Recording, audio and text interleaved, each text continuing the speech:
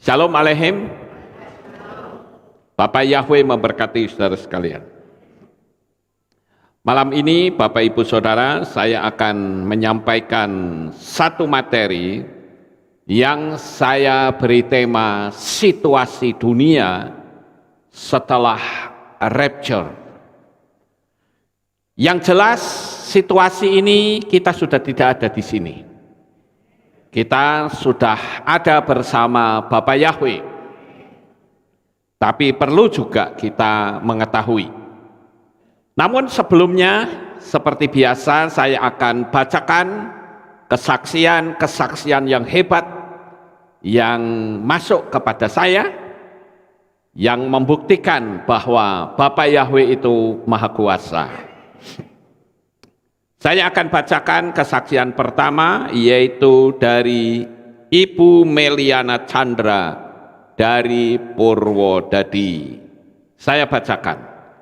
Shalom Pak Lukas, terima kasih atas waktu yang diberikan kepada saya untuk berbagi kesaksian luar biasa dari kehidupan saya yang disertai Bapak Yahweh dengan luar biasa. Saya, Bu Meliana Chandra, seorang ibu rumah tangga, tinggal di Purwodadi, Jateng.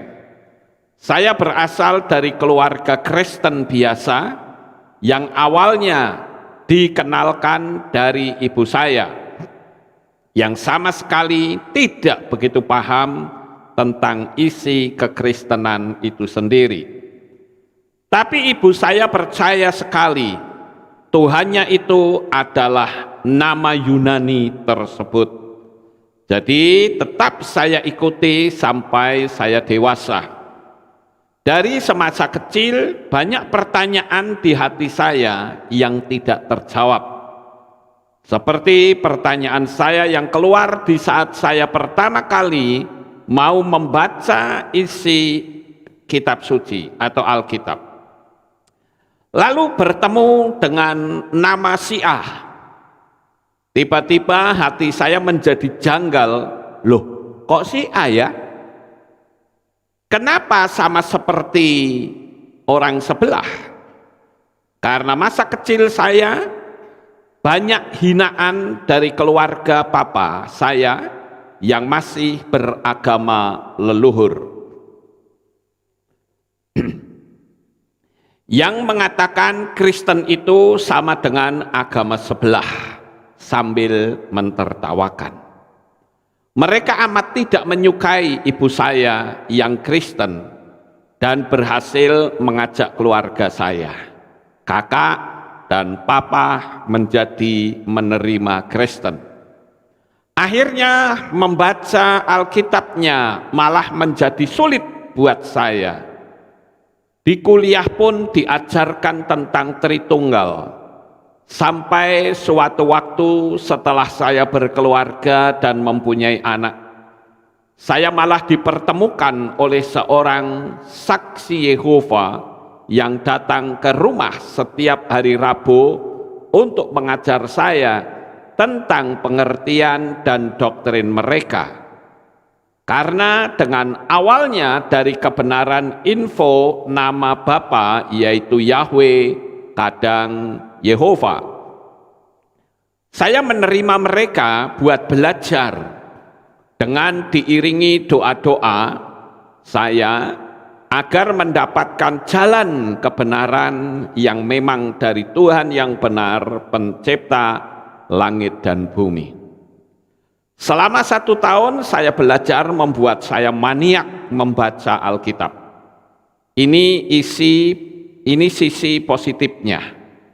Tetapi tidak ada dorongan yang saya rasakan buat maju mengikuti ibadah mereka.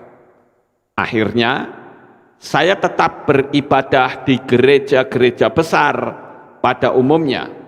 Sampai saya akhirnya tertarik dengan pencarian ulasan tema tentang akhir zaman, sampai ikut seminar-seminar tentang akhir zaman dan isi dari kitab Wahyu. Sempat ada tabloid yang dikeluarkan oleh sebuah perkumpulan kerohanian yang membahas tentang akhir zaman dan berani mengeluarkan tanggal dan hari tepatnya kapan waktu Tuhan Yesus datang, dan ternyata itu gagal terjadi. Dari kejadian itu saya tetap mencari dan banyak mendengarkan info-info dari pendeta-pendeta besar dan terkenal juga.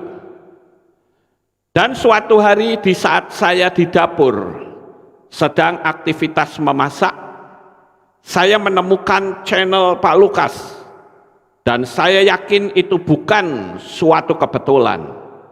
Alam semesta yang mengarahkan saya menemukan channel Pak Lukas tersebut. Kalau tidak salah di tahun 2015 saya menemukan channel Pak Lukas yang subscribernya masih 4 ribuan di waktu itu. Awal mendengarkan Pak Lukas pembahasannya tentang Rabi Yitzhak Kaduri, dan lanjut mulai journey, saya belajar dan mendengarkan lebih dalam semua pengajaran Pak Lukas tentang kitab suci dan kebenaran-kebenarannya yang selama ini tersembunyi dan bahkan seperti sengaja dihilangkan. Sambil saya berdiskusi dengan anak saya yang masih di kelas 1 SMA di waktu itu, anak saya malah sempat bicara seperti ini, "Lah kok malah pas di Jawa Tengah juga ya, Ma? Kita ketemu kebenaran ini." Haleluya. Hari-hari selanjutnya saya lewati dengan fokus, dengan terbukanya kebenaran ini. Saya merasa amat bersyukur bisa mengetahui kebenaran ini. Kadangkala saya menangis sendiri di rumah tanpa suami.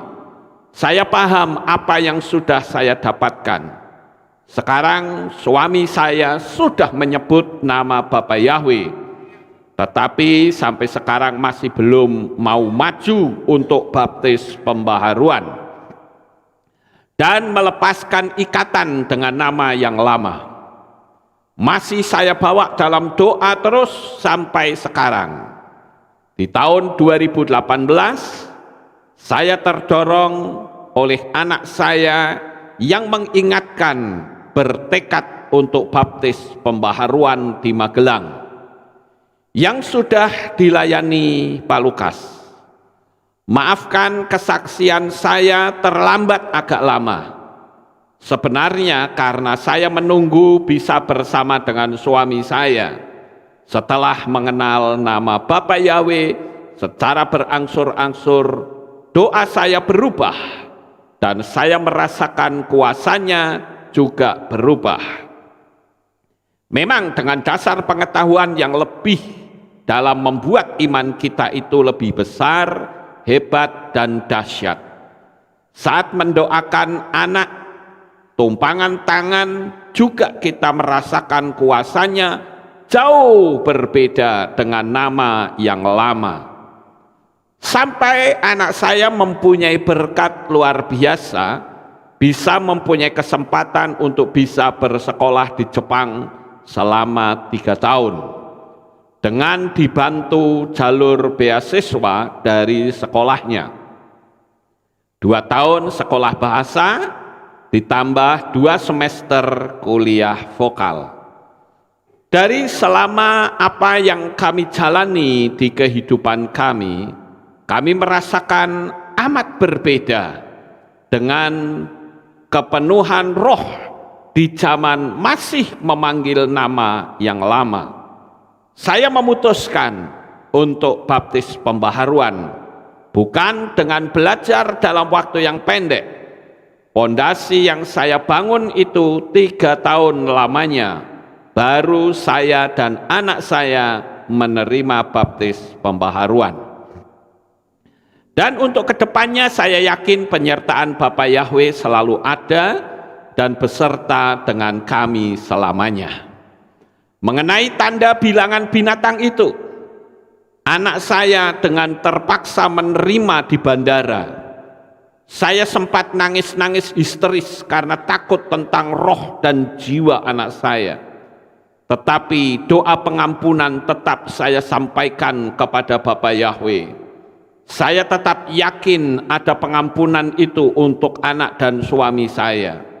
Karena suami dengan keinginannya sendiri sudah menerima tanda itu sebanyak 2 kali.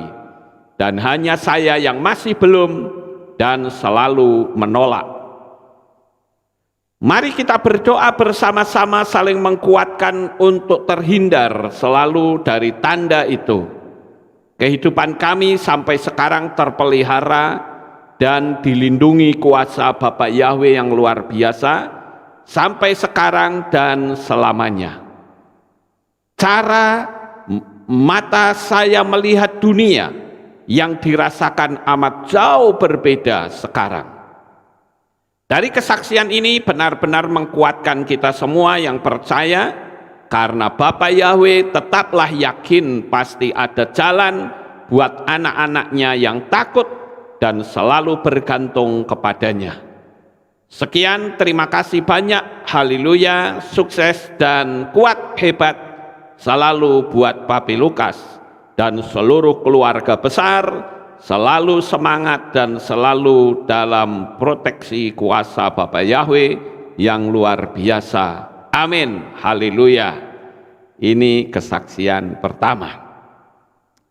Sekarang kesaksian yang kedua, saudara. Kesaksian ini dari Bali, di Denpasar, yaitu dari Ibu Susan. Diberi tema, diberi kesempatan untuk hidup. Dimulai hari pertama, Senin 13 Juni 2022. Sekitar jam 1 siang hari, badan terasa tidak enak. Aku langsung minum Panadol dan sembuh. Malam hari jam 8 malam, badan panas kembali. Aku langsung minum Panadol dan tidur. Tetapi tidak bisa tidur karena menggigil. Semakin lama semakin kencang. Cepat langsung minum Panadol kembali. Padahal baru beda 40 menit sampai 1 jam. Tetapi menggigil semakin kencang sampai seluruh badan sakit semua. Langsung suami mengajak ke rumah sakit di Denpasar. Di UGD ukur suhu 39,9. Cepat diinfus paracetamol dan turun panasnya. Sudah merasa sembuh, aku diperbolehkan dokter pulang tengah malam. Pada hari yang kedua, sekitar jam 11 siang, badan rasanya tidak enak lagi. Paginya padahal sudah tidak apa-apa. Aku minum Panadol yang diberikan rumah sakit semalam. Sehabis makan siang, rencana aku mau istirahat di kursi. Tapi tiba-tiba menggigil lagi. Kali ini sangat kencang. Langsung aku dibawa ke UGD terdekat, yaitu klinik. Kata suami karena ngeliat aku seperti mau ambruk di dalam mobil. Memang benar aku sudah tidak sadar waktu tiba di klinik dan masuk ruangan UGD. Di ruang UGD juga 2 kali bolak-balik ke kamar mandi dan muntah di kasur, disuntik, tapi aku juga tidak sadar. Yang aku tahu ada suara, sudah waktunya. Langsung aku sadar, kita memang harus siap karena waktunya bukan waktu kita. Langsung aku berdoa minta ampun dan memanggil Bapak Yahweh di dalam nama Yesua Juru Selamatku. Badan sudah dingin, tangan sudah mulai kuning, kata suamiku. Tetapi aku merasa damai dan tidak terasa sakit. Aku lihat ada sinar terang garis horizontal seperti mau terbuka. Aku merasakan nafasku yang semakin pendek, seperti tinggal 2 atau 3 kali lagi. Teringat mahkota kehidupan seperti ada kekuatan, langsung aku bilang, Bapa Yahweh, beri aku waktu untuk menyelamatkan keluargaku. Saudaraku, teman-temanku, anggota Komsel dan jiwa-jiwa seperti slide di sana, ada muka-muka yang harus diselamatkan, tapi aku sudah kesulitan memanggil namanya satu persatu. Sebelum saya lanjut, saya akan ajak saudara untuk lihat posisi pada waktu Ibu Susan mengalami seperti penglihatan begitu ya. Coba kita lihat videonya.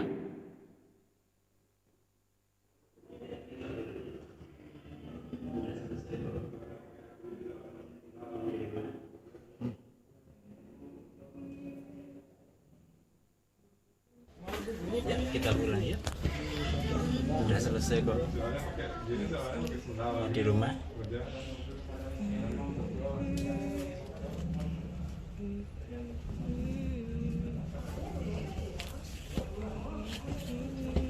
Video yuk, udah. Aku Yesua Hamasiah, di dalam nama Bapa Yahweh, kalian harus percaya supaya selamat. Orang-orang KM harus percaya, jangan manggil nama Yesus.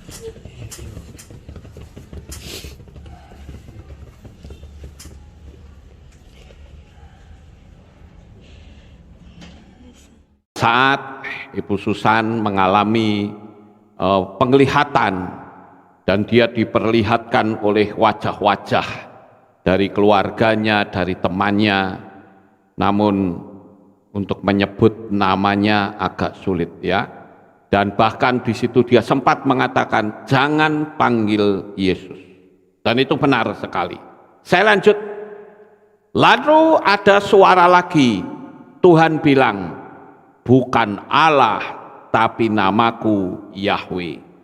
Di dalam Yesua Hamasiah ada keselamatan, bukan Yesus, agar banyak jiwa bisa diselamatkan. Aku menjawab, tapi mereka nggak percaya Tuhan. Lalu ada suara lagi. Lalu aku meminta suamiku untuk video dan suara itu ada lagi. Aku hanya mengikuti, aku Yesua Hamasiah di dalam Bapa Yahweh. Kalian harus percaya supaya selamat. Seperti video yang tadi sudah kita lihat. Setelah itu berangsur-angsur aku seperti mulai bernapas seperti normal kembali. Setelah berkata terima kasih Yesua, aku punya kekuatan kembali dan tidak ada rasa panas atau sakit. Terima kasih Yesua, aku masih diberi kesempatan untuk hidup dan memberitakan namamu yang sebenarnya.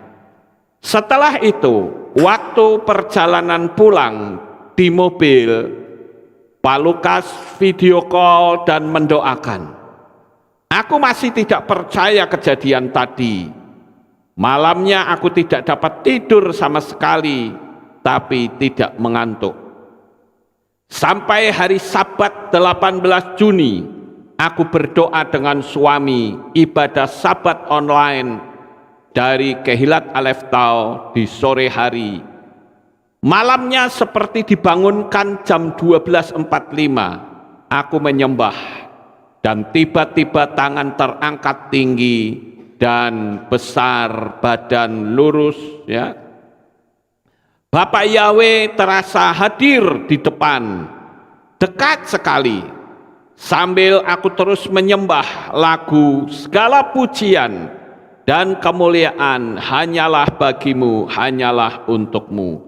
Segala pujian dan kemuliaan kini ku persembahkan di hadapanmu, Yahweh.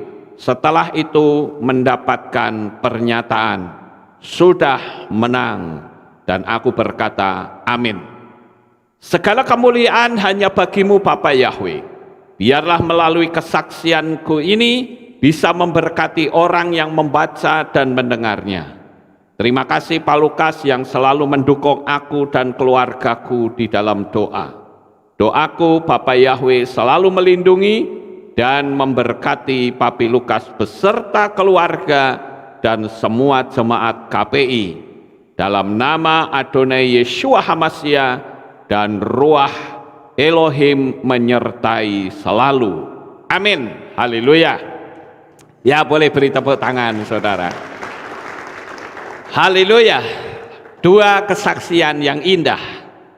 Siapa lagi saudara-saudara yang akan memberikan kesaksian? Silahkan bisa kirim WA saya, atau saudara bisa video call dengan saya.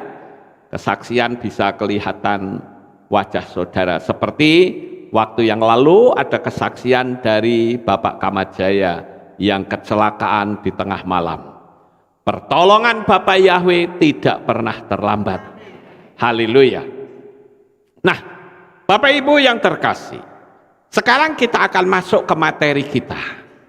Bagaimana sih situasi dunia setelah rapture? Saya akan memberitahu kepada saudara sekalian bahwa rapture itu terjadi seluruh dunia dalam waktu yang sama. Saudara mesti ngerti ini. Jadi bukan rapture itu di Israel dulu, kemudian besoknya di Indonesia, besoknya lagi di mana? Enggak.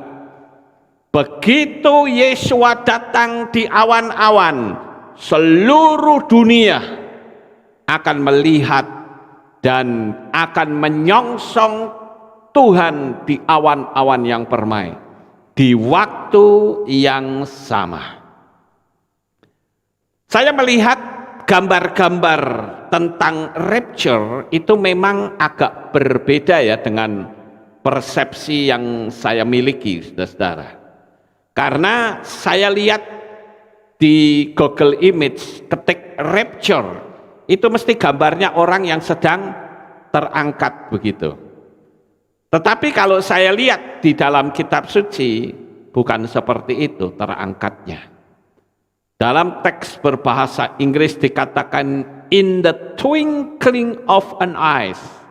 Hanya dalam sekejap mata, celap begitu, semua orang hilang, saudara. Jadi enggak tubuh kita melayang, wah itu si A si B ketinggalan, bukan begitu. Tapi celap hilang, saudara. Hanya dalam sekejap mata, in the twinkling of an eye, ya, hanya dalam sekejap mata. Nah, apa yang terjadi ketika rapture itu sudah terjadi? Yang pertama, yaitu akan terjadi banyak berita tentang orang hilang di seluruh dunia. Ingat, yang paham dan ngerti rapture itu hanya kepercayaan kita. Kepercayaan orang lain nggak ngerti apa itu rapture, saudara. Sehingga mereka terkejut. Lu keluarga saya kok ada yang hilang? Ya, karena dia percaya kepada Bapa Yahweh di dalam Adonai Yeshua HaMashiach. Banyak sekali keluarga-keluarga yang beda iman, dan mereka nanti akan terkejut karena mereka nggak tahu menahu tentang rapture. Tiba-tiba lo kok hilang, lo ini kok hilang. Nah, sehingga muncullah berita-berita orang hilang.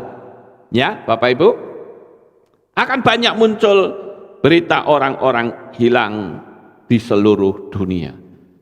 Kira-kira apa yang terjadi ketika peristiwa ini nyata di depan mata kita? Ingat loh, kita saat itu sudah tidak ada di dunia ini. Kita sudah rapture.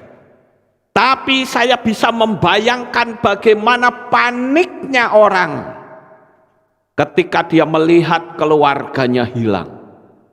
Dia coba telepon sana, telepon sini. Nggak ada yang bisa jawab. Handphonenya juga nggak bisa dihubungi. Kepolisian banjir dengan laporan berita orang hilang.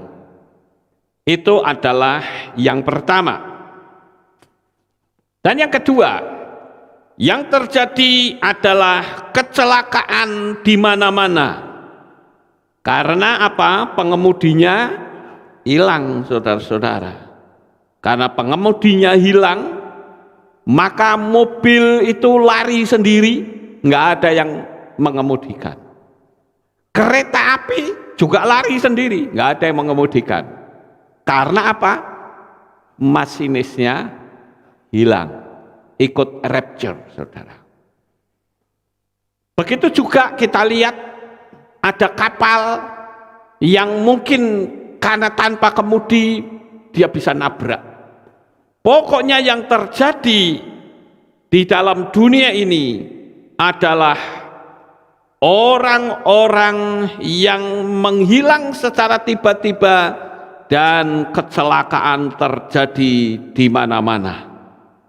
Ini kalau saya bayangkan suasana betul-betul panik orang, saudara. Sekali lagi, kenapa kepanikan itu terjadi? Karena yang ngerti tentang rapture hanya iman kita. Wong orang yang percaya Bapak Yahweh saja ada yang tidak percaya rapture, bayangin saudara. Ya kalau orang yang tidak percaya rapture atau pengangkatan, apakah dia bisa terangkat? Ya tidak, saudara. Nah inilah yang saya perlu sampaikan, agar kita mengikuti apa yang firman Tuhan ajarkan. Sekarang yang ketiga, apa yang terjadi ketika kita melihat terjadinya rapture? Maka kita melihat jemaat yang tertinggal akan mendatangi gereja dan mencari pendetanya yang juga ikut tertinggal. Rumah ibadah mereka diobok-obok, saudara. Mereka akan menghujat gembalanya. Bahkan ketika mereka ketemu gembalanya, mungkin Pak Gembala diajar, dipukul, saudara. Dan mereka pasti akan mempertanyakan, kenapa mereka tidak terangkat? Apa yang kamu ajarkan di dunia ini? Semua sudah terlambat. Pintu anugerah sudah ditutup. Sekarang apa yang kamu ajarkan? Mungkin orang jengkel itu pendeta ditonjok mukanya, saudara. Peristiwa yang terjadi luar biasa mengerikannya. Lalu kita juga melihat bagaimana para gembala itu dihujat habis-habisan, padahal dulunya diagung-agungkan, dulunya dielu-elukan. Bahkan pendeta pensupport tanda bilangan binatang itu pun sangat berbahaya. Saya ini melihat ada fenomena yang aneh, saudara-saudara. Ketika orang diberitahu tentang tanda bilangan binatang itu, ada dua reaksi. Reaksi yang pertama, dia tersinggung. Kurang ajar tuh Pak Lukas tuh, ngomong seenaknya sendiri. Tetapi ada orang yang menyadari, ya aku salah. Aku minta ampun seampun-ampunnya kepada Tuhan. Nah ini yang benar, saudara. Ya, bahkan ada juga orang yang memberi masukan kepada saya mengatakan begini, kenapa sih kok bicara tentang tanda bilangan? Kayak nyinggung aku aja. Ya saya dalam hati ngomong, ya salahmu sendiri kau terima tanda bilangan. Iya kan? Jadi saya memberitakan apa yang saya pahami dalam kitab suci. Oh itu bukan 666. Oke, saya mau tanya sekarang. Dari zaman dulu sampai sekarang, pernahkah ada peraturan seperti yang kitab Gilyahna tulis, tidak bisa membeli dan menjual kecuali memakai tanda bilangan binatang itu. Kapan? Sekarang, saudara. Ya. Jadi kalau buat saya no problem, orang mau menghujat saya kayak mau apa buat saya EGP. Ya. Saya harus memberitakan kebenaran karena saya tahu kalau saya tutup mulut, Tuhan akan berkata, kau tutup mulut, aku akan pakai orang lain. Dan saya tidak mau. Kenapa? Karena saya tahu bahwa jerih lelahku dalam pelayanan akan mendatangkan upah yang besar di Samaim. Oleh karena itu, saudara, saya hanya selalu berpikir, walaupun memang ada orang yang tidak setuju kalau saya ngomong mati sekarang, mati besok, mati lusa sama saja. Tapi kan memang kita manusia sekali waktu akan mati. Kecuali Yesua datang untuk yang kedua kali. Kita akan menyongsong Tuhan di awan-awan yang permai. Nah, oleh karena itu Bapak Ibu yang terkasih, coba kita renungkan, kita bayangkan gambar ini, saudara. Itulah yang terjadi. Mimbarnya dibalikkan, ya kursinya mungkin dibakar, ya. Kenapa? Karena dia merasa dipecundangi oleh gembalanya, dibohongi oleh gembalanya, sehingga dia berpikir, wah, saya dibohongi nih kayak begini. Jadi pendetanya saya pukulin, seperti itu, saudara. Ya. Nah, oleh karena itu saya katakan, kita sebagai anak-anak Bapa Yahweh harus konsisten ikuti firman Tuhan. Jangan takut disesat-sesatkan. Tadi pagi ada seseorang yang WA saya, seorang ibu yang berkata begini, Pak, saya ini memberitakan nama Bapa Yahweh, saya malah dicap sesat. Dan bahkan saya disingkirkan oleh keluarga dan teman-teman saya. Saya ingin bertanya, apakah sebaiknya saya diam saja atau saya lanjut? Saya mengatakan, lanjut. Kalau ibu diam, ya sudah, nggak apa-apa. Tuhan bisa pakai yang lain, saudara. Dan saya katakan kalau perkara disesat-sesatkan gak usah takut. Noah memberitakan kebenaran 120 tahun. Siapa yang bertobat? Tidak ada. Hanya keluarganya sendiri saja. Bisa nggak pada zaman itu orang-orang akan berkata, Noah, kamu dasar nabi gila. Otakmu sudah miring, masa bikin bahtera kok di atas gunung? Secara logika nggak masuk akal. Kamu sesat. Emangnya kamu sendiri yang mau selamat? Pasti akan begitu, saudara. Dan saya yakin Noah pun akan berkata, ya, kami hanya tunduk kepada Bapa Yahweh. Kita pun harus begitu. Paham Bapak Ibu? Ya. Kita harus beritakan kebenaran bahwa nama yang harus dipanggil, nama Sang Pencipta itu tidak ada yang lain kecuali Bapa Yahweh. Dan dia turun ke dalam dunia ini dalam wujud manusia, yaitu Yeshua HaMashiach. Begitu juga saya akan bayangkan, bukan cuma gereja-gereja yang akan dihancurkan, pendetanya dikejar-kejar.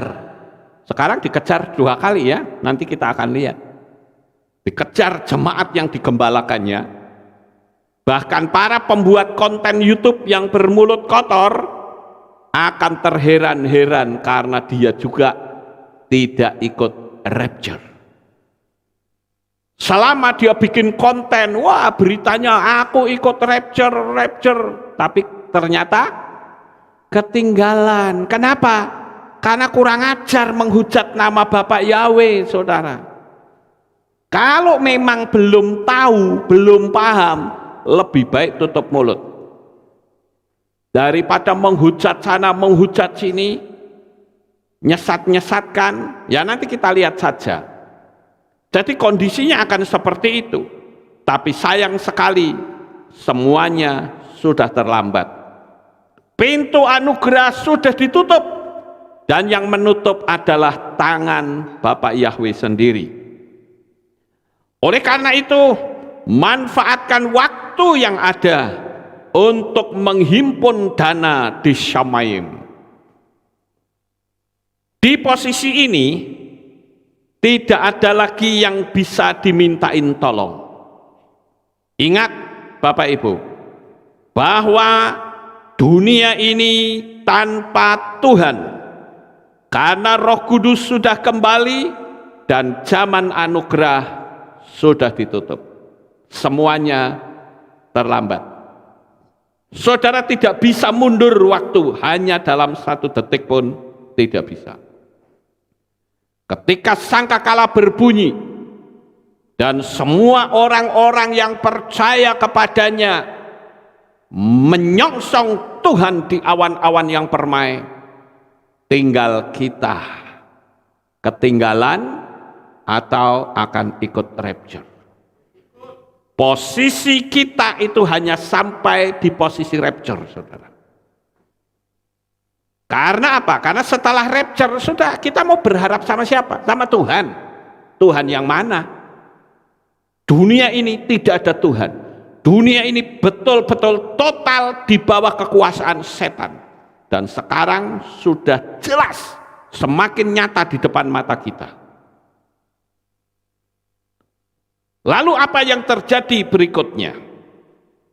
Saya melihat peristiwa orang-orang hilang, orang panik ke sana kemari,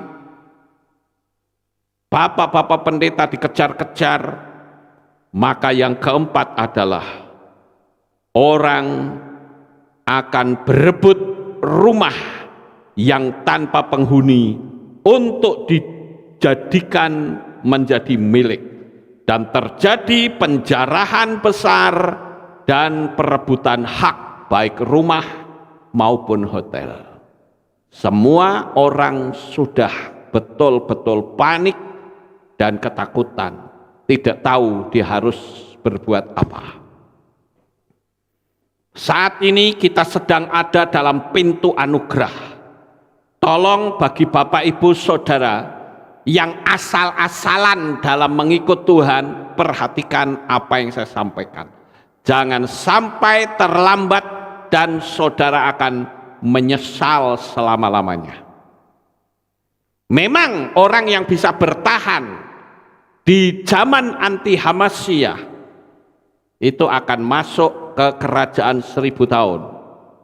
Tapi posisi saudara sudah carut marut, nggak karu-karuan.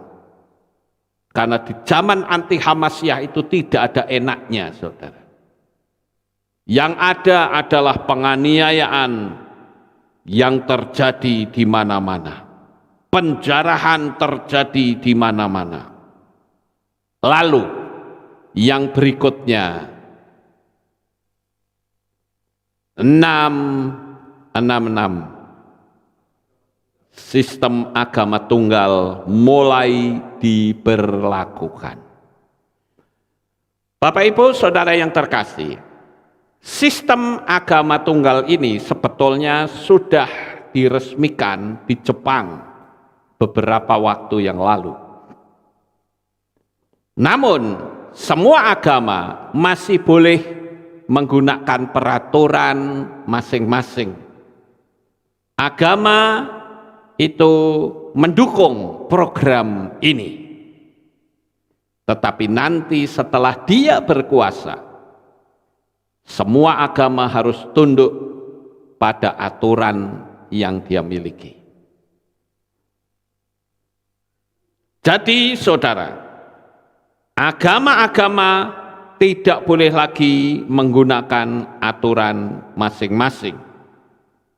Siapapun yang tidak mau tunduk, maka akan dianggap sebagai teroris dan akan disiksa. Di posisi ini, maut lari meninggalkan manusia. Saya tidak perlu munculkan ayat-ayatnya ya Bapak Ibu, karena saya yakin kita semua sudah hafal. Dan saya sudah bolak-balik memberitahu bahwa ketika nanti di anti Hamasiyah, maut lari meninggalkan manusia. Orang yang tadinya nyaman karena menerima tanda bilangan binatang itu akan ketakutan karena adanya peraturan sistem agama tunggal. Itulah yang dicanangkan oleh New Age Movement atau gerakan zaman baru. Nah, Bapak Ibu yang terkasih, kalau kita melihat keadaan ini, betul-betul situasi sangat tidak nyaman. Kalau kita lihat di dalam kitab Gilyahna itu nanti ada ya cawan murka, ada sangkakala, ada pembukaan kitab dan sebagainya. Itu luar biasa ya. Kondisi dunia ini betul-betul tidak ada nyamannya. Sekarang kita saja sudah merasa mengalami tekanan. Saudara merasa enggak?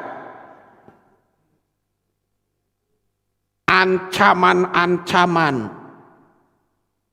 itu terjadi di mana-mana di seluruh dunia. Nah, apa yang terjadi yang berikutnya, yang keenam? Yang keenam yaitu ketakutan melanda seluruh manusia, khususnya yang tadinya seorang yang agamis. Saudara akan dikejar untuk membuat sebuah pengakuan bahwa saudara mengikuti sistem agama tunggal. Jadi dunia betul-betul kacau. Ketakutan melanda seluruh manusia. Mau tidak mau orang-orang yang tadinya religius pasti akan menolak sistem ini. Tapi mau lari kemana? Mau lari ke hutan? Hutan pun saudara ada sinyal di sana dan tubuhmu sudah ada pelacaknya. Saya beberapa hari ini melihat teknologi China yang baru, yaitu mereka bikin drone. Jadi ada orang disuruh lari, nggak tanggung-tanggung larinya ke hutan, saudara. Yang nggak ada jalan, pokoknya suruh lari. Drone itu dijalankan, dan drone itu sudah dikunci kepada orang itu, maka kemanapun orang itu lari dan berbelok sekalipun, drone itu akan mengejar tanpa adanya hambatan. Saya punya drone saja, ya, DJI Mavic Pro yang saya punya, itu sudah ada sensornya. Kalau saya terbangkan drone itu kebetulan saya berhadapan dengan gedung, maka drone itu akan berhenti, saudara. Akan berhenti dan akan cari jalan, apakah naik atau menyamping. Itu baru drone yang DJI Mavic Pro. Nah, ini nanti yang sekarang sudah keluar ada teknologinya, itu dia akan berbelok sendiri. Mau lari kemana kamu, kekunci di situ, saudara. Dan saudara bayangkan kalau drone itu dilengkapi dengan suntikan bius, maka begitu dekat tinggal pencet selesai. Orang itu pasti akan jatuh pingsan dan pasti akan ketangkap. Amin, Bapak Ibu. Ya. Jadi sekali lagi dunia ini betul-betul kacau. Disinilah nanti akan ada penggeledahan dari rumah ke rumah untuk mencari orang-orang yang tidak mau menerima sistem agama tunggal. Seperti beberapa waktu yang lalu, sampai kita melihat ada tentara yang seharusnya ngejar teroris, malah ngejar emak-emak yang ketakutan di atap rumah. Saya melihat video pertama kalau nggak salah di Italia itu, kalau nggak salah di Italia atau di mana, pokoknya di luar negeri. Ya, Itu emak-emak sampai lari ke atap dikejar. Bukan oleh manusia biasa, tapi oleh tentara, saudara. Bawa senapan laras panjang. Bayangkan, tentara itu kan berhadapannya dengan teroris, berhadapannya dengan negara lain. Ini emak-emak dikejar, saking ketakutan. Sampai ada yang dihajar, dipukulin, saudara. Itu waktu pertama kali saya melihat gitu, miris saya. Wah, benar-benar apa yang dikatakan dalam kitab suci itu betul-betul terjadi. Dan apa yang terjadi setelah orang itu ditangkap, maka akan mengalami siksaan yang hebat pada saat hari Sabat tiba. Saudara bisa lihat itu di kitab Matius atau Matius 24 ayat 20 sampai 21. Ya. Jadi orang-orang yang lari tidak mau terima sistem agama tunggal itu, maka dia akan disiksa habis-habisan yang dikenal dengan blood Sabbath, Sabat berdarah. Kenapa di Sabat? Karena hari Sabat itu adalah hari yang dikuduskan oleh Bapa Yahweh. Tetapi di anti Hamasyah, blood Sabat adalah dipakai untuk menyiksa orang. Kalau saudara lihat di Amerika saja, mereka sudah siapkan peti mati jutaan, saudara. Mereka juga siapkan camp-camp konsentrasi yang dikenal dengan Femakovin. Itu sudah pernah saya beritakan beberapa tahun yang lalu. Dan sekarang rupanya akan diaktifkan kembali. Bahkan zamannya Barack Obama, dia sudah menyiapkan gioletin. Untuk apa gioletin, saudara? Buat motong tomat? Kan tidak, betul nggak Bapak Ibu? Gioletin dia buat motong leher. Bayangin, apa yang terjadi nanti betul-betul mengerikan. Tiap-tiap negara bagian itu sudah ada camp konsentrasinya. Dan orang-orang Amerika itu, mereka ngerti, apalagi orang yang religious, ya, orang-orang yang agamis, mereka tahu betul. Saudara nanti bisa lihat sendiri di kitab Matius atau Matius 24 ayat 20 sampai 21, Yesus sudah memberitahu kalau nanti lari jangan pada hari Sabat maupun musim dingin, karena itu nanti akan terjadi penyiksaan yang hebat, saudara-saudara. Bahkan Yesus katakan bahwa penyiksaan-penyiksaan ini belum pernah terjadi seperti dari sejak dunia. Saya pernah nonton film Apache. Saya kan dulu senang film cowboy, saudara. Film Django itu saya suka. Itu kalau orang suku Indian, suku Apache itu ditangkap, mereka dikubur hidup-hidup. Hanya kelihatan kepalanya. Lalu kepalanya itu disiram pakai air gula. Apa yang terjadi? Semut-semput, ribuan semut berdatangan menggerogoti masuk ke telinga, ke mata, ke hidung, ke mulut. Tapi orangnya mati. Lah kalau ini nanti orangnya nggak mati, saudara. Gimana itu rasanya? Wah, kalau saya sih nggak usah bayangin ya, nggak usah dibayangin. Ya. Terus saya lihat lagi dulu. Ketika suku Apache menangkap orang kulit putih, ya, orang suku Apache itu wah kejam luar biasa ya. Di film Django itu kejam. Orang kulit putih itu bisa dikubur hidup-hidup, disiram air gula. Wah, itu semut gembruyuk pada datang sampai sekujur kepala ini isinya semut melulu, saudara. Sampai saya lihatnya aja gila. Ya. Terus ada lagi orang kulit putih yang ditangkap, orangnya ini mungkin geli ya, itu digelitikin kakinya sampai mati, saudara. Wah, itu ngeri loh. Ya orang kalau digelitikin kan jadi kaku, betul nggak? Nggak percaya, coba kalau saudara digelitikin orang lain sininya, wah bisa gicat-gicat ya. Nah itu yang terjadi, saudara. Dan masih banyak lagi, saya tidak tahu apa yang mereka rencanakan nantinya. Tapi saya hanya mohon supaya kita harus lebih sungguh-sungguh. Sekarang yang berikutnya, yang ketujuh.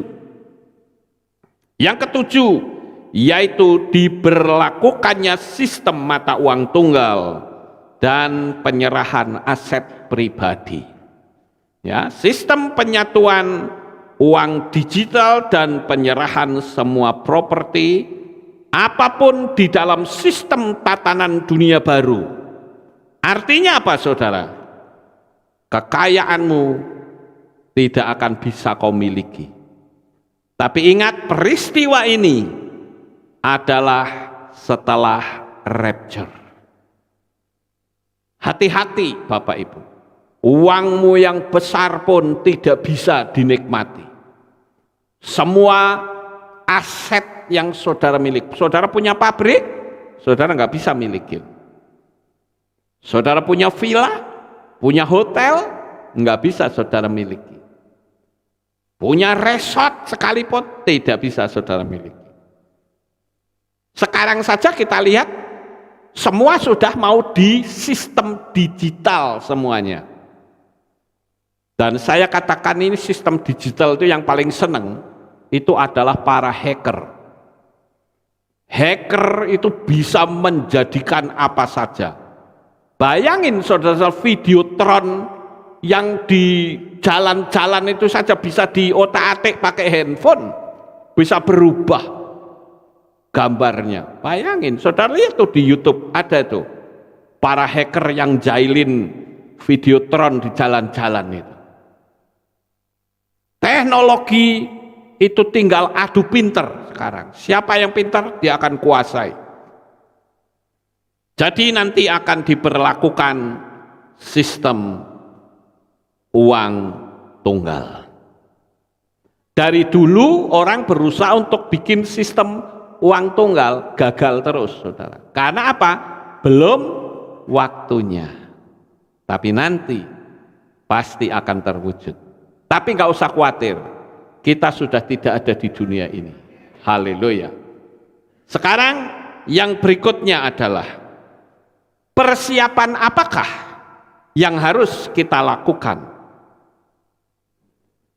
Apa yang harus kita lakukan? What must I do to be saved? Apa yang harus kita perbuat supaya kita ini selamat? Ini yang penting. Nah sekarang coba kita akan bertanya, dari apa yang saya sampaikan ini kira-kira nanti apakah saya sudah melakukannya atau belum? Yang pertama, ini tentu kita sudah, yaitu apa? Menerima Bapa Yahweh, karena Dia adalah pencipta dunia ini, bukan yang lain. Kalau kita sudah menerima atau belum? Sudah. Ya. Jangan gengsi, jangan takut untuk menerima nama Sang Pencipta. Semua agama, saya kemarin sempat berbincang-bincang dengan seseorang, di mana dia itu tetap bersikeras, saudara. Nah, itu dari dulu namanya begitu, oke? Sekarang saya akan ucapkan satu kalimat. Semua agama di dunia ini punya tokoh, dan tokohnya punya nama. Saya ambil contoh, misalnya agama Islam. Ada tokohnya, namanya Muhammad. Apakah sekarang namanya ganti? Tidak.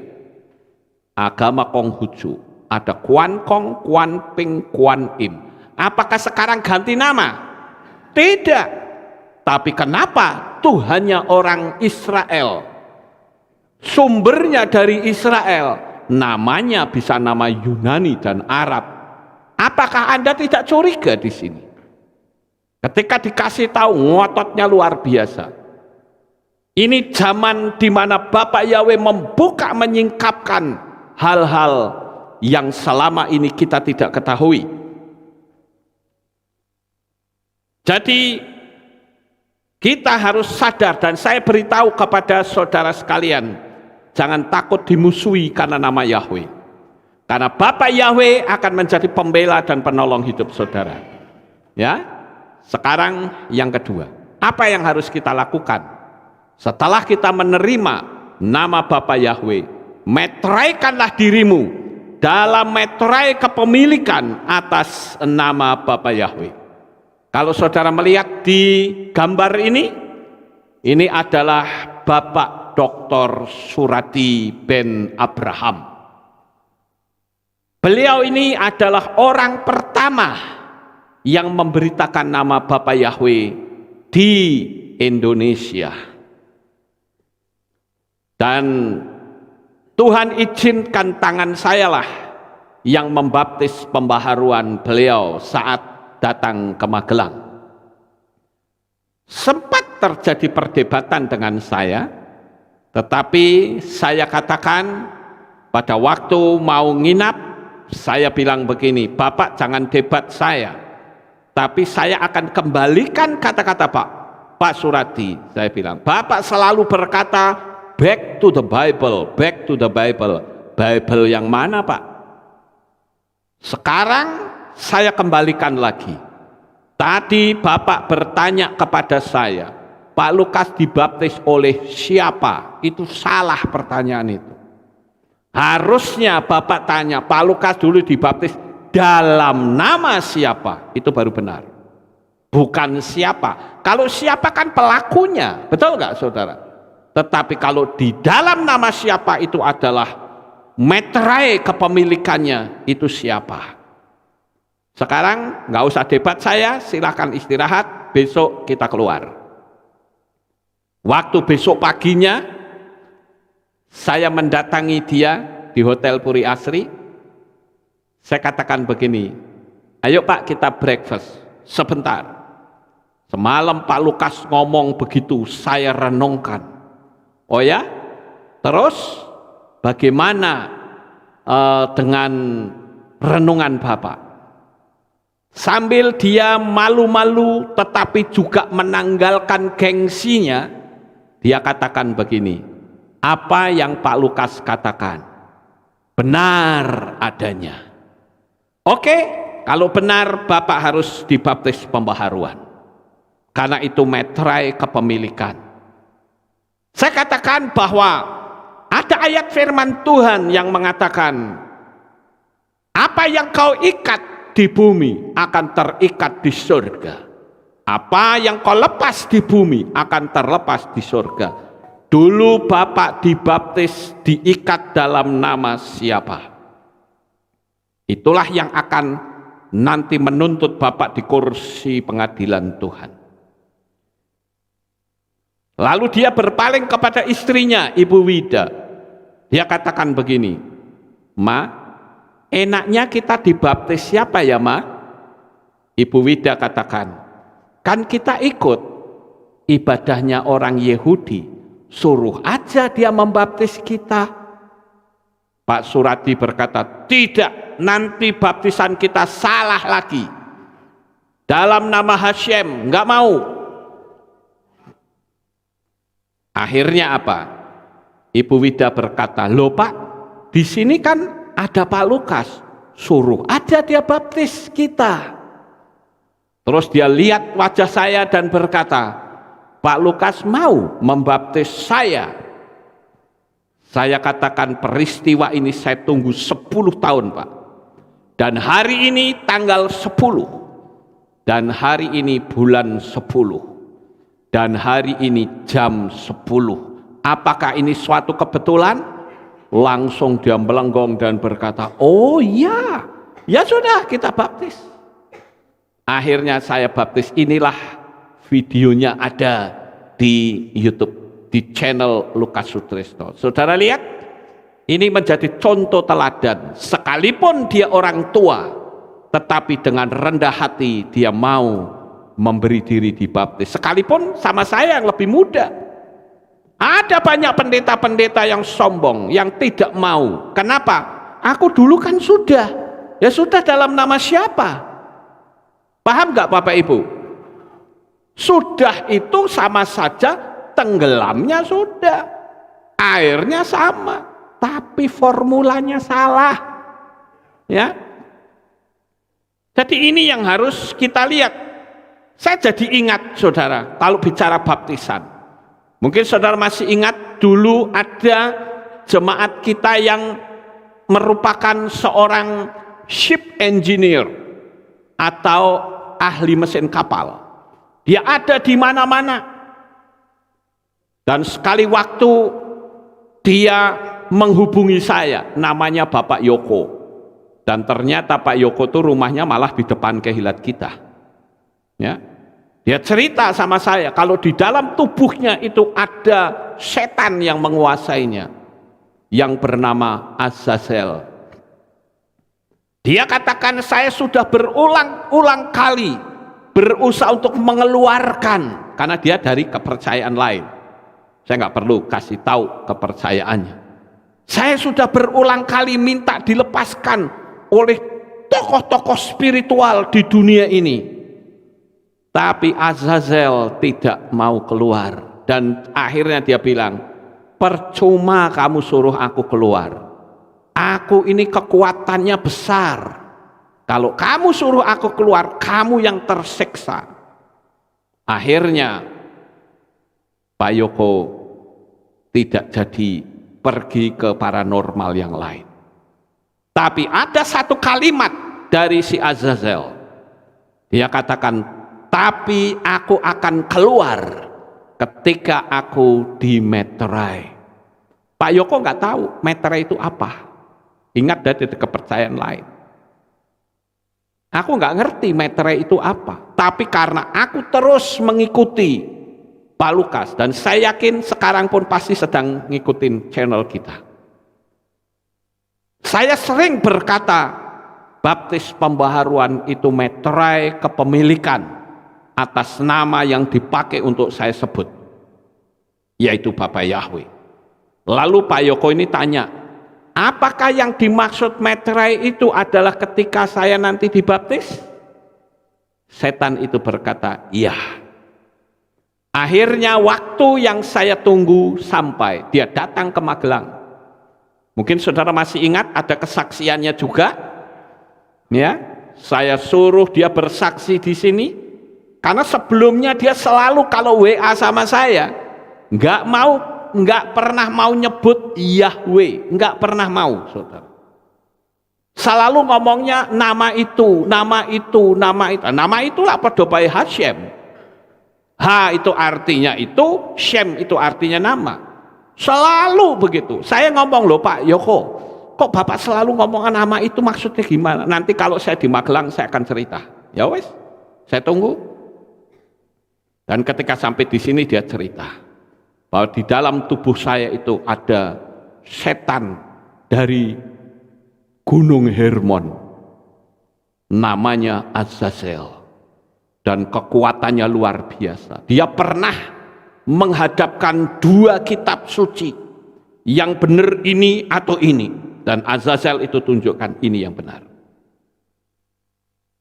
Bapak Ibu Saudara yang terkasih, pada saat itu saya suruh dia bersaksi di sini.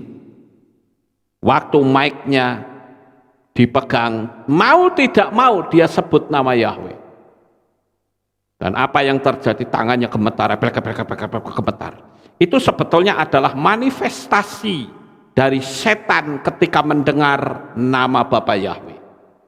Makanya setan berusaha dengan berbagai macam cara supaya orang tidak memanggil nama kudus itu, karena itu nama yang ditakuti oleh setan. Dan saat dia gemetar begini, di dalam hati seperti ada suara, turun atau kamu tak banting di sini. Akhirnya dia turun, saudara. Tapi pada waktu mau baptis pembaharuan, dia bercerita itulah yang terjadi tadi. Dan ketika saya tumpang tangan dalam baptisan itu, Yang terjadi adalah manifest dan Azazelnya keluar.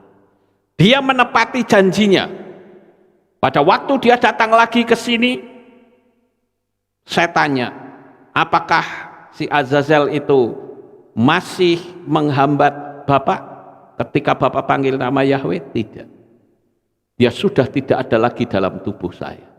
Dia dibebaskan karena nama yang maha kuasa, yaitu nama Yahweh, Sang Pencipta alam jagat raya ini. Itulah yang membuat setan gemetar. Makanya kalau sampai ada orang yang ngata-ngatain Yahweisme, itu si mulut kotor dan itu kurang ajar di hadapan Tuhan. Jangan harap bisa terangkat rapture. Mulut kotor tidak layak. Ya, orang-orang teologi saja tahu betul bahwa Yahweh itu adalah nama Sang Pencipta. Dengan entengnya mengatakan penghinaan seperti itu. Tapi itu bukan menghina kita. Amin. Yang menghina nama kudus Bapak Yahweh. Sekarang yang berikutnya adalah apa yang harus kita lakukan? Hindari ritual yang memanggil dua nama asing. Ya. Karena saya katakan, kalau saudara siap untuk dibaptis, syaratnya harus berani meninggalkan dua nama asing itu. Dan yang berikutnya adalah, setialah beribadah selagi masih bebas. Setia beribadah sekalipun hanya menggunakan streaming, karena saudara cukup jauh untuk datang ke tempat ini. Tapi khusus bagi Bapak Ibu Saudara yang ada di Magelang, bersyukurlah karena di sini ada nama kudus Bapak Yahweh yang diberitakan. Orang-orang yang dari luar pulau, dari luar negeri sering membuat pernyataan. Dia katakan begini, kalau saja saya ada di Magelang, saya adalah jemaatnya Pak Lukas yang paling setia. Saya bilang bagus. Tapi kita yang di Magelang, memble, malas-malas saudara. Ayo berubah. Amin. Kemudian yang berikutnya adalah ambil sikap untuk melayani sesederhana apapun. Melayani itu tidak harus di panggung ini. Kalau memang saudara belum ada kesempatan, saudara bisa bawa teman-teman, itu juga melayani. Jadi kita harus sadar. Coba sekarang saudara bayangkan, yang memanggil nama Yahweh itu di Indonesia sudah banyak belum? Sudah. Tapi anehnya, kenapa yang diserang justru saya? Ada apa dengan Lukas Sutrisno? Ayo, pernah nggak saudara mikir? Karena di tempat ini nama Yahweh dikumandangkan dan paling lama di Indonesia. Saya nomor 2 setelah Bapak Dr. Suradi. Ya, Pak Dr. Suradi itu di luar institusi, saya di dalam institusi. Jadi ambillah sikap untuk melayani sesederhana apapun. Karena saudara melayani menghimpun dana di Shamayim. Kemudian yang berikutnya, setialah hiduplah takut akan Tuhan dengan menjalani hidup ini berhati-hati. Ini saya belum berubah ya tulisannya. Yang berikutnya adalah hiduplah takut akan Tuhan dengan menjalani hidup ini dengan hati-hati. Yang ada di pikiran saudara itu begini loh. Kalau saya melakukan kekeliruan, kalau Yesua datang nanti malam bagaimana? Ayo, ngeri enggak saudara? Atau sebutlah Yesua tidak datang, tapi tiba-tiba kita mati mendadak. Ayo, pas kita sedang dalam dosa, apa yang terjadi coba? Ayo, kita pasti meluncur menuju ke neraka dengan menggunakan jalan tol. Jalan tol menuju ke neraka. Jadi waspadalah, jalani hidup ini dengan baik. Sekali lagi, hiduplah takut akan Tuhan. Kemudian yang berikutnya, yang terakhir, yaitu jaga hatimu dengan segala kewaspadaan. Itu ada dalam kitab apa? Kitab Mislei atau Amsal. Jagalah hatimu dengan segala kewaspadaan. Apa yang harus dijaga, saudara? Yang pertama adalah kepahitan hati. Itu bahaya sekali. Saudara, pahit hati rusak aura saudara. Kenapa kamu mau diikat oleh gengsimu? Kalau kita masih dikuasai oleh gengsi, saya takut Anda betul-betul ketinggalan. Karena Tuhan ingin hidup kita itu sempurna. Saya yakin hati nuranimu yang akan berbicara, apakah aku masih ada rasa pahit atau tidak dengan orang lain. Belajar untuk bisa memaafkan, bisa mengampuni orang lain. Kenapa kita kadang tidak rela mengalah hanya karena umur kita lebih tua? Seringkali saya melihat seperti itu. Enak aja, umur gua lebih tua tahu? Nah, kan suka begitu. Ya. Kenapa sih umur tua itu lalu bagaimana? Justru umur tua itu menjadi contoh. Saya dimusuhi banyak orang, saudara. Tapi saya terus berusaha menjaga hati saya. Jangan sampai pahit saya dengan orang lain. Sampai pahit, Yesua datang ketinggalan saya. Bahaya sekali, saudara. Jadi, saya tidak peduli orang mau bilang apa. Kalau saya itu orangnya bersedia berdamai dengan siapapun, sekalipun lebih muda. Ternyata kalau kita lihat yang membinasakan adalah gengsi, kesombongan, merasa pinter. Ingat, banyak penipuan atas nama Bapak Yahweh. Saudara lihat di YouTube saja. Ada orang yang berani terang-terangan mengatasnamakan Roh Kudus. Udah terang-terangan menuduh-nuduh saya pemuja Lucifer. Saya bilang ngaco ini orang. Ya. Tapi hati saya mengampuni. Saya sampaikan seperti ini, saya berharap yang bersangkutan mendengar dan kamu bertobat. Sehingga dengan demikian engkau tidak memanipulasi nama Tuhan untuk mencari keuntungan sendiri. Dan hari ini saya percaya kita sudah punya gambaran tentang peristiwa yang bakal terjadi saat anti-Hamasyah berkuasa di bumi ini. Sukses besar untuk saudara. Bapak Yahweh memberkati. Haleluya. Kita tunduk kepala, kita berdoa. Terima kasih Bapak Yahweh, kami sudah berhenti untuk menyampaikan firman-Mu.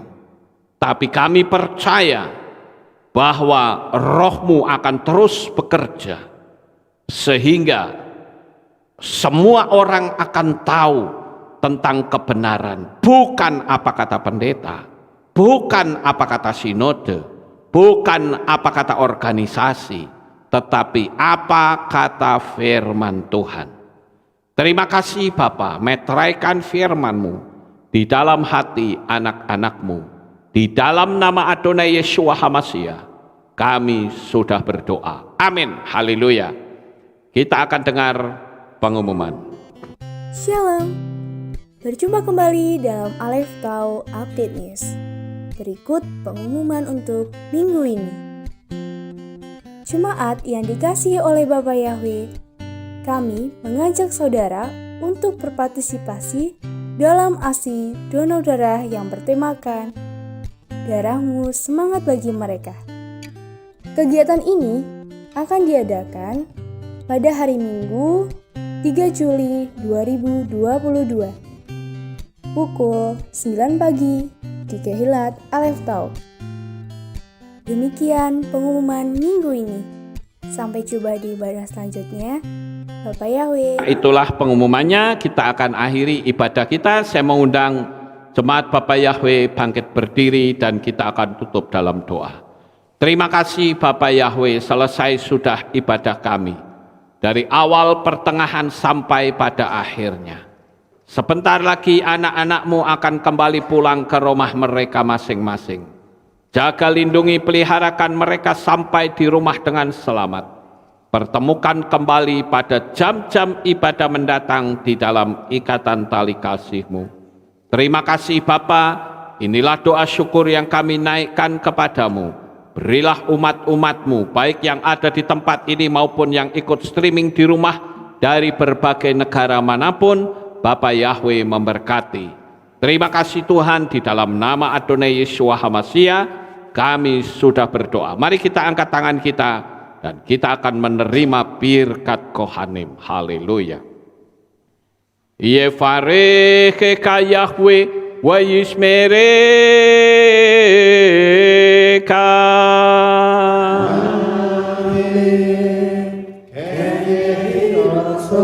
Yair Yahweh panau eleka vichuneka.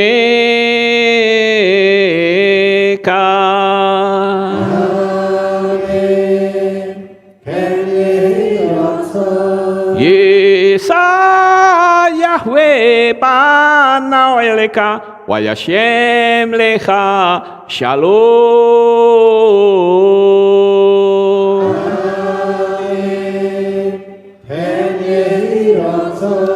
Baruk atabair ufaruk atabasareh. Engkau akan diberkati di kota dan kau akan diberkati di ladang. Amin. Baruk peripitne kau friatmat ka ufrifahem teka syekar ala peka wa esterot soneka.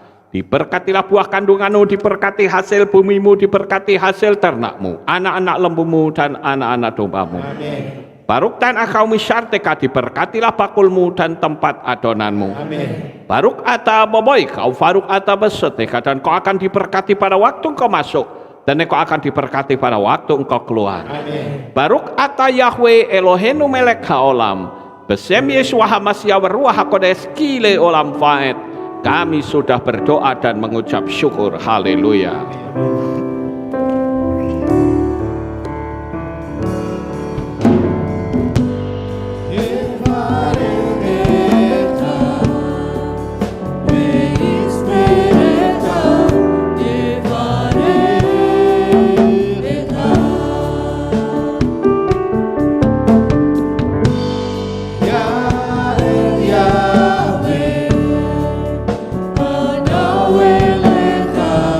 Be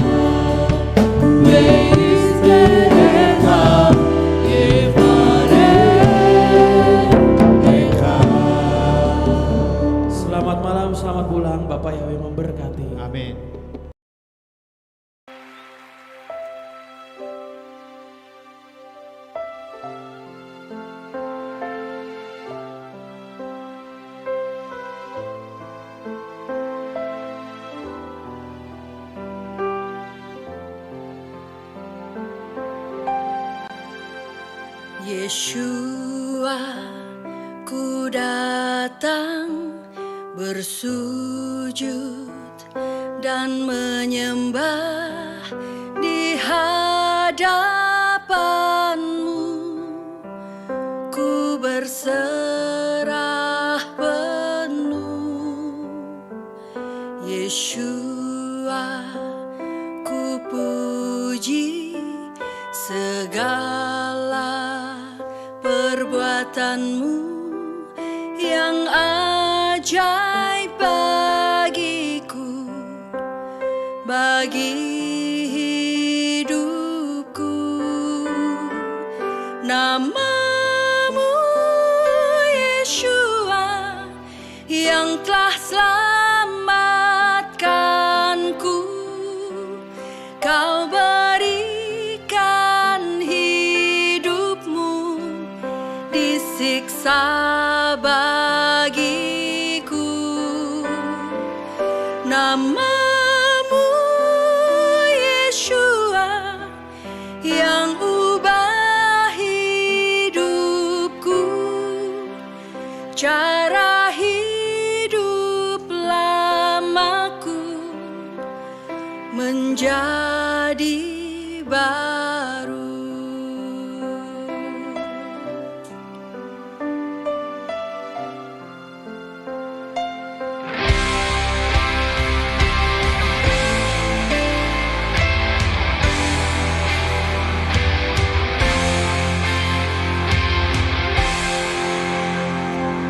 Yeshua, ku datang bersujud dan menyembah di hadapan-Mu. Ku berserah penuh. Yeshua, ku puji segala perbuatan-Mu yang ajaib bagiku, bagi hidupku. Nama-Mu Yeshua yang telah selamatkanku. Kau berikan hidupmu disiksa bagiku. Nama-Mu Yeshua yang ubah hidupku, cara hidup lamaku menjadi baru. Nama-Mu Yeshua yang telah selamatkanku, telah mati hidup lamaku, ku lahir baru.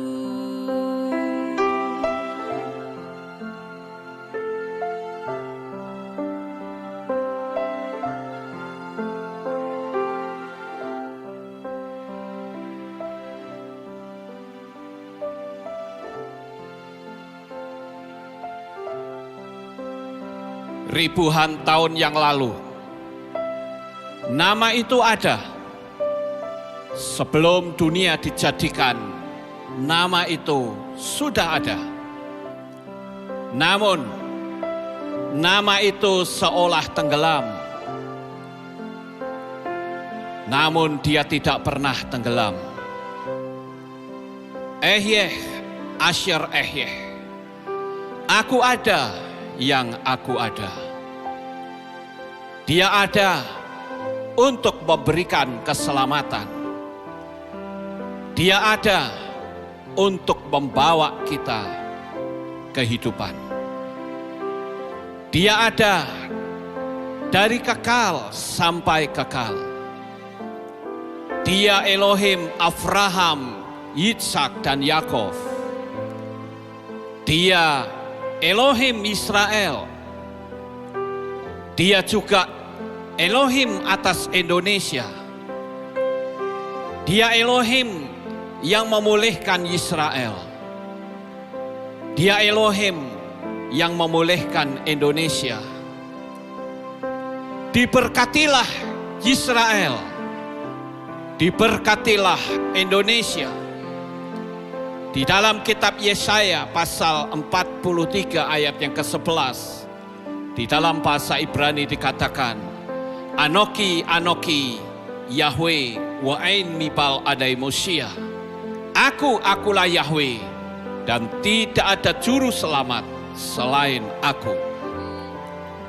Namanya adalah jaminan keselamatan.